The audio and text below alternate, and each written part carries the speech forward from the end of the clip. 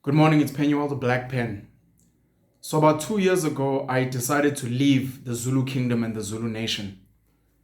And I find that a lot of times on social media, certain people that maybe don't like me or maybe don't like what I'm saying at that particular time will use that to kind of troll me.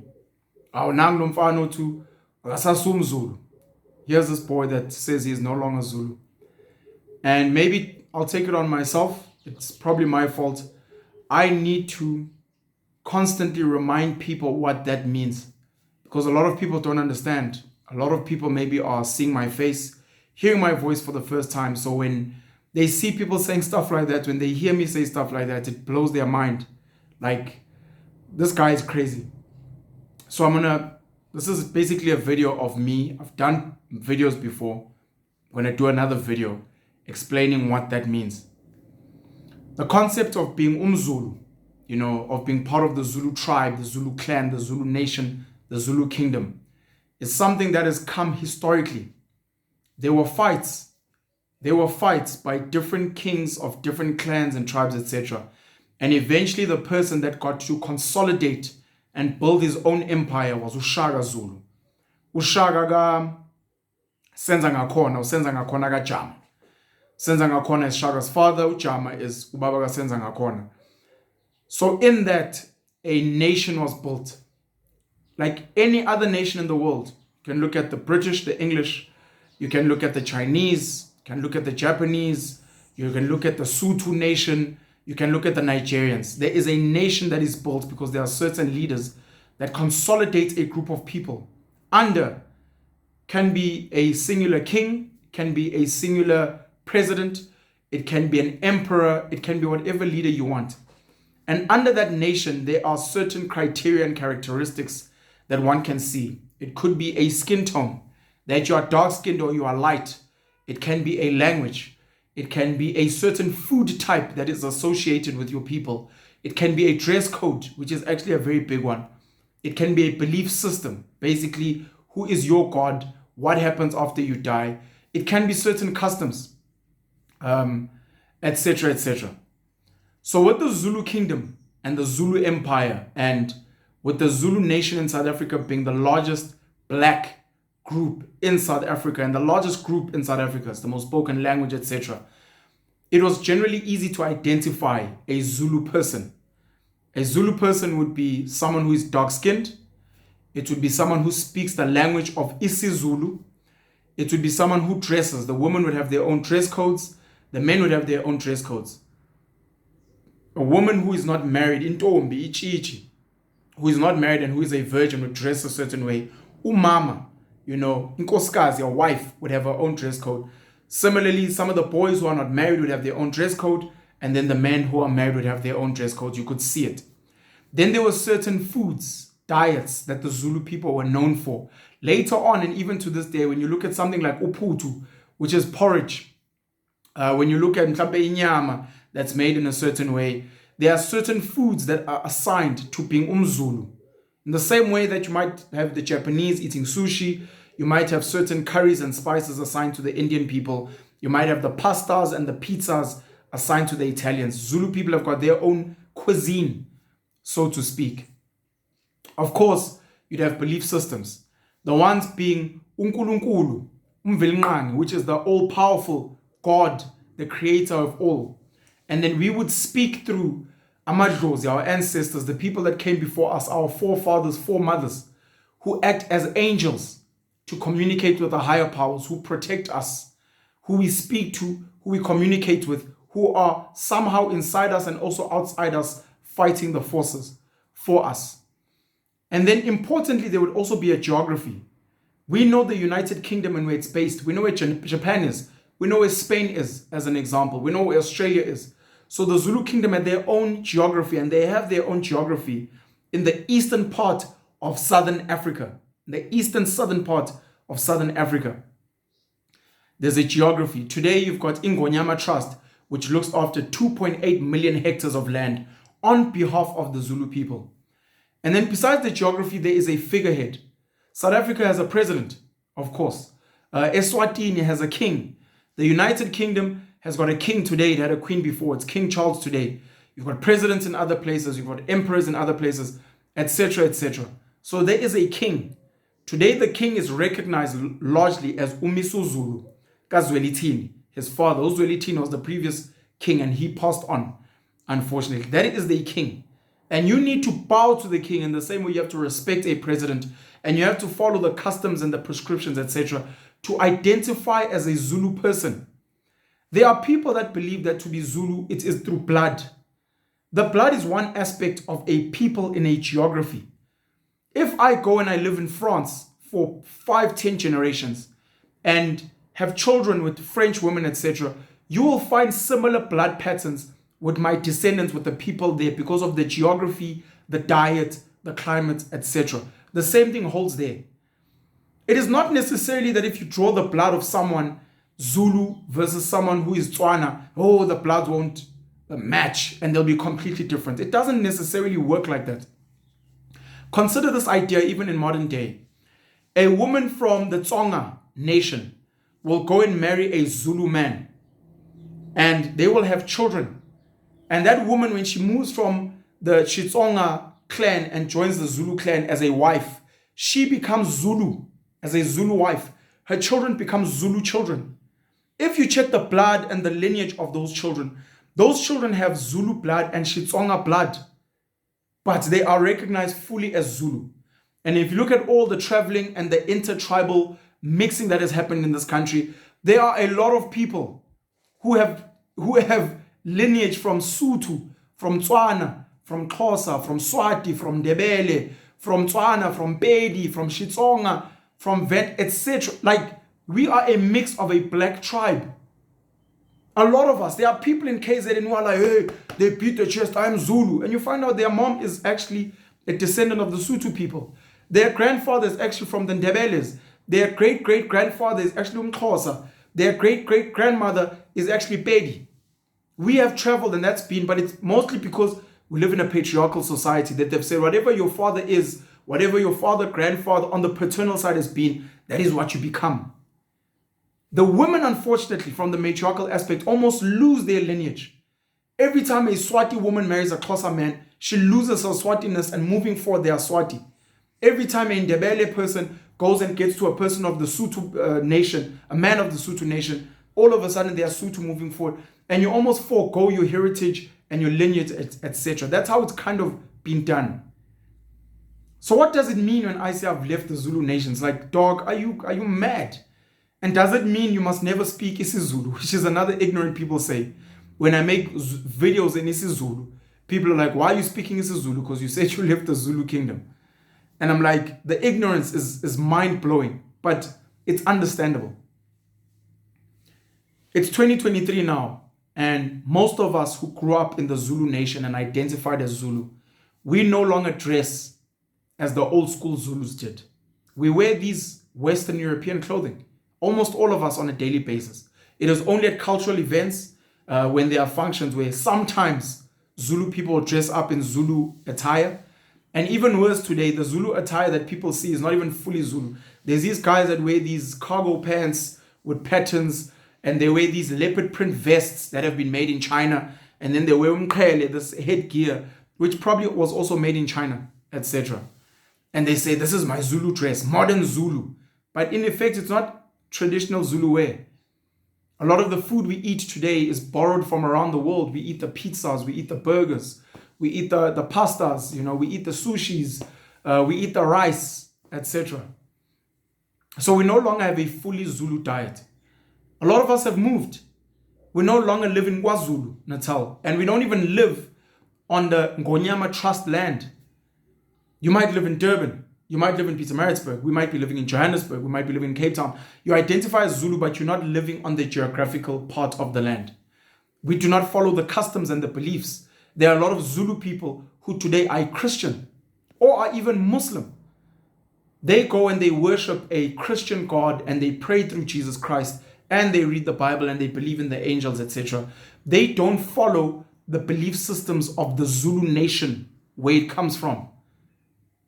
If anything, some of them that are Christian actually forsake. They don't believe in this thing of amadlozi and uyemsamu and ukphahla and ukshisimpepho and all these rituals to speak to your ancestors or speak to the higher powers through your ancestors. But they still identify as Zulu because of where they come from and because of their heritage, etc. A lot of us, 80%, 90%, 95% of our everyday, we are speaking English because it is a language of the colonizer who came and built these systems and institutions where our schooling system is largely in English. Our language of trade and business and economics is English. The language of technology, the language of travel, the language that is majority used in our parliament, which is majority black. But when you listen to a President Cyril Ramaphosa, it is spoken in English. That is where we are as a nation today. Now, because I've left the kingdom, it means this.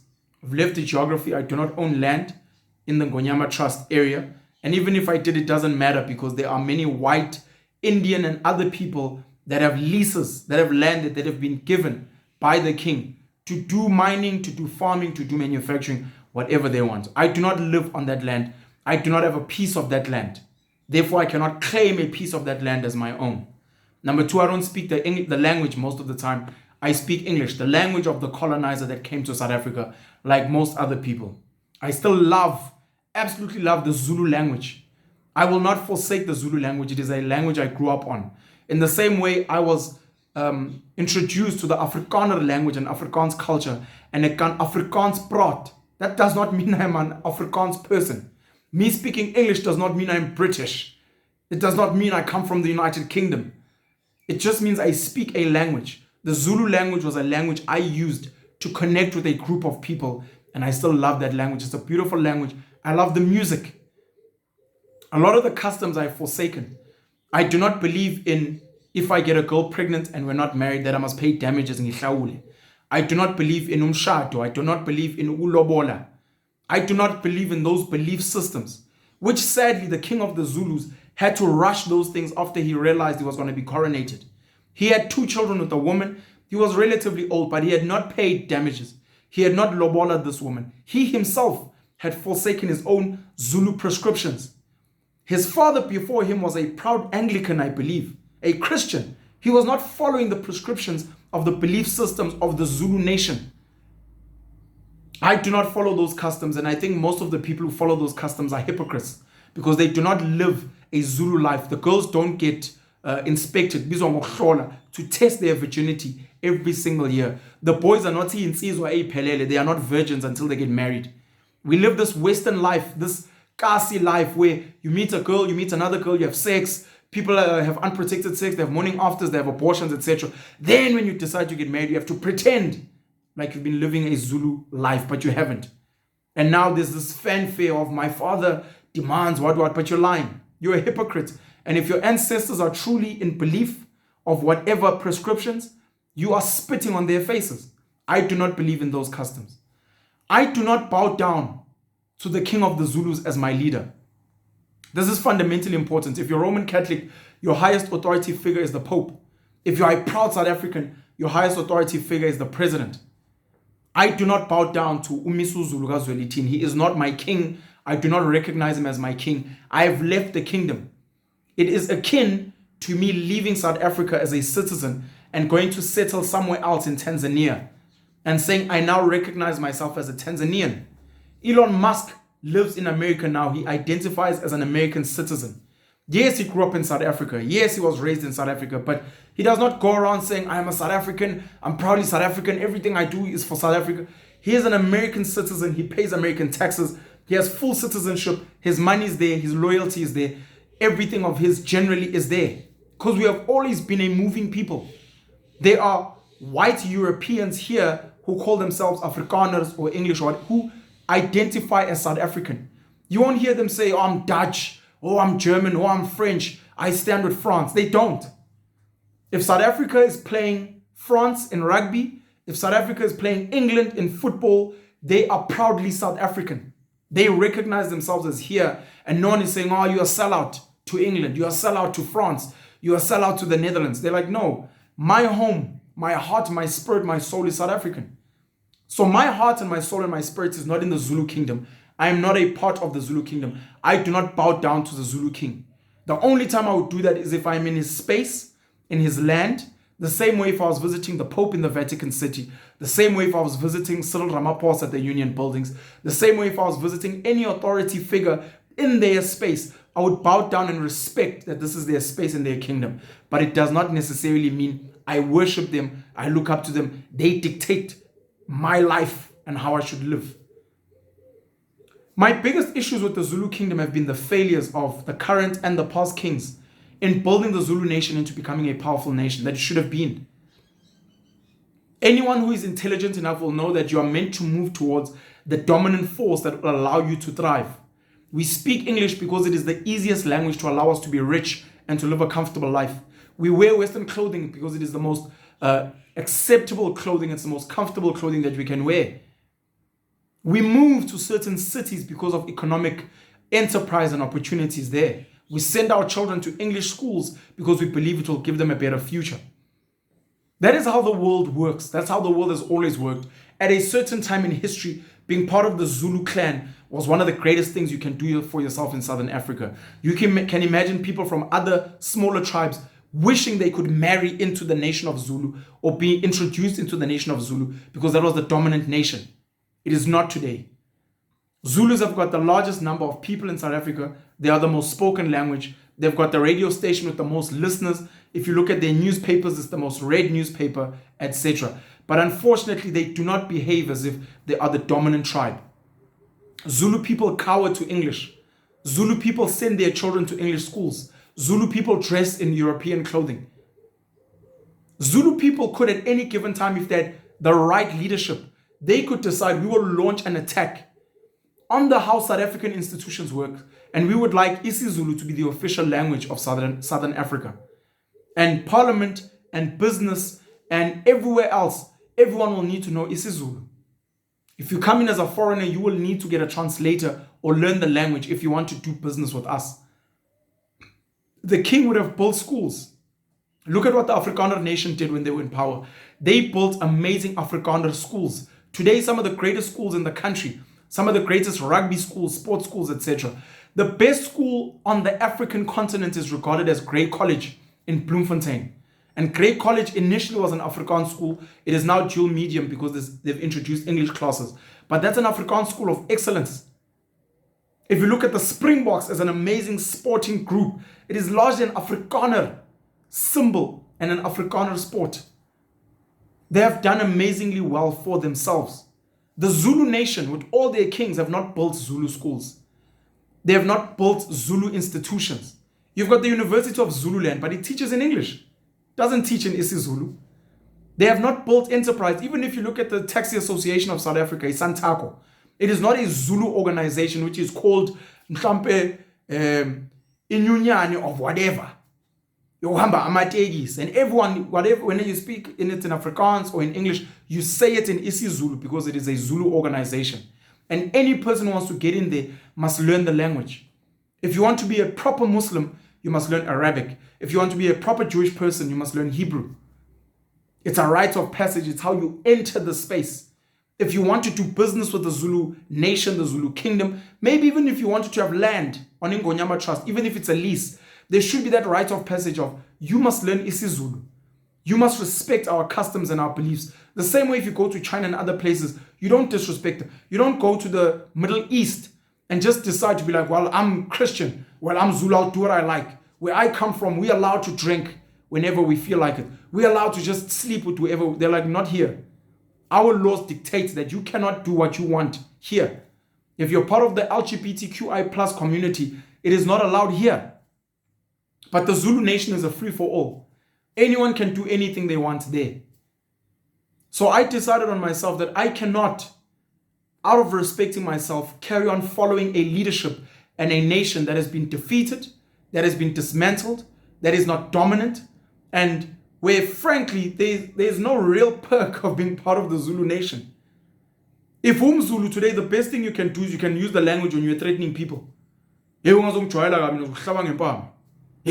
Zulu guy, I'm so scared. Or maybe if you get into certain spaces, the taxi association, you speak isiZulu, they're like, oh, this is one of us. This is one of our people. Hey, uphuma mfethu ayazi uphuma ngale eNewcastle mfethu. Hey, ubaba wakho le madadeni kodwa kahle kahle uphuma ngale eMpophomeni go Howick. umama uzalele ngapha eMnambithi kokuvukeni. Hey, this is one of our people. Hey, I listen to Omaskandi, but you can listen to any music genre. You can listen to hip hop if you want. Does not mean you're American. You can listen to lekker Afrikaner musiek. Doesn't mean you're Afrikaans. You can listen to music from somewhere in Europe, somewhere in the Asias. Love Indian music. Doesn't mean you're Indian. The music is beautiful. It's amazing. So I think I'm making this video, and I'm going to have to keep making these videos, and maybe I'm going to make some of them shorter, to explain that you can leave the Zulu nation. It does not mean I do not embrace and acknowledge and even cherish my Zulu upbringing, the customs, the slaughtering, the speaking to the ancestors, understanding iy'thakazelo zasekhaya, uzitha, untanzi, untunzi, ntumbeza. I understand and I respect my lineage in the same way I respect African history and where we come from.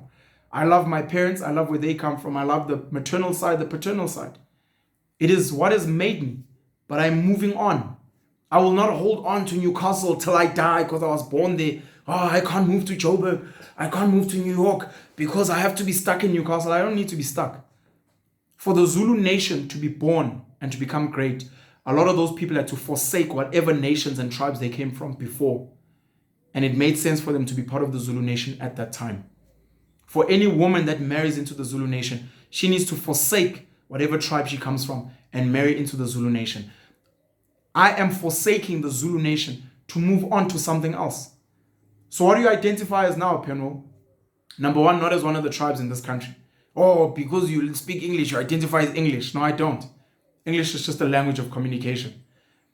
I am a dark-skinned, what is known as a black person born in South Africa. I have a South African citizenship, which I'm not proud of either, because if you look at what the ANC government and Cyril Ramaphosa and all the leaders before him, they have failed this nation by and large. I'm embarrassed to be a South African, but I'm here now geographically, and I have to follow and abide by the laws and the Constitution. But essentially, I'm a dark-skinned black man. I identify as a man that is living in this world, and I've created my own belief system, and I'm building my own tribe. Just like the Zulu kingdom was built, it wasn't born from the heavens, boom, it landed here. It was created, and people were defeated and colonized mentally and otherwise into this nation. I'm building my own nation of Penwell. My name, it's a Hebrew name, but I've owned it as mine. It's a biblical name. I'm not Christian, but I've taken it as mine. In the same way you can identify as Zulu, but the alphabet is not yours. I've taken it as mine. I am Penwell, Penuel. And I'm building my own nation of Penwellists who have their own belief system of Penwellism. And I've written my book, and we dress in a certain way. Maybe in time we'll have our own diet, etc., etc. And it's fine. It is my way of living, and it makes me happy. I am proud of it. I proudly walk in the streets and I say I'm a Penwellist, and people laugh at me. It's like, it's fine. You guys laughed at Jesus Christ when he said he was God's son. It's okay. People will laugh at anyone that is new, that is different, that is coming with something fresh. But over time, you convince enough people and you show the amazing good work you do. And eventually people will learn to respect you. That's kind of how it works. That's how it's always worked. That is why I left the Zulu kingdom. Do I hate on Zulu people? I love my Zulu people. Do I bash Zulu customs? I don't bash Zulu customs. Zulu customs to me are like Islamic customs, are like Christian customs. They're like Chinese customs. It's whatever you believe in and what makes sense to you. And if it allows you to win and to thrive, by all means, please hold on to it. I will use my Zulu heritage and language whenever it serves me. In the same way, I praat Afrikaans whenever it serves me, and I speak English whenever it serves me, and I speak about how I studied accounting and economics and did honors in accounting when it serves me, and I speak about how I'm from Newcastle when it serves me, and now I'm from South Africa, or Nelson Mandela, South Africa when it serves me, and now I played rugby when it serves me, and where my father comes from, where my mom comes from, when it serves me. But I do not identify as a Zulu person anymore. My brother identifies as Zulu. Other family members identify as Zulu. This is my journey. This is my path. And I love it and I'm proud of it and I own it. Just some thoughts for you today. Some things to think about. I will be bashed. I'll be called names. But again, I'm in good company because some of the greatest leaders of all time have been bashed, have been called names. It comes with the territory. This is the journey I've chosen and I own it and I'm proud of it and I love it. To all my people from KwaZulu, ngiyathanda kakhulu bafethu. Ngingalike ngicabanga ukuthi angithandi, ngiyathanda kakhulu ngenhliziyo yami yonke. njengoba siphuma kwaZulu kumele siyiqhenye. Into ebuhlungu nje ukuthi inkosi nezinduna eziniphethe zi-weak. You guys deserve better leadership as the Zulu nation. Awuthi ngiphume kanjalo. Penny all the black penny. Ngiyandithanda bafethu. Cheers.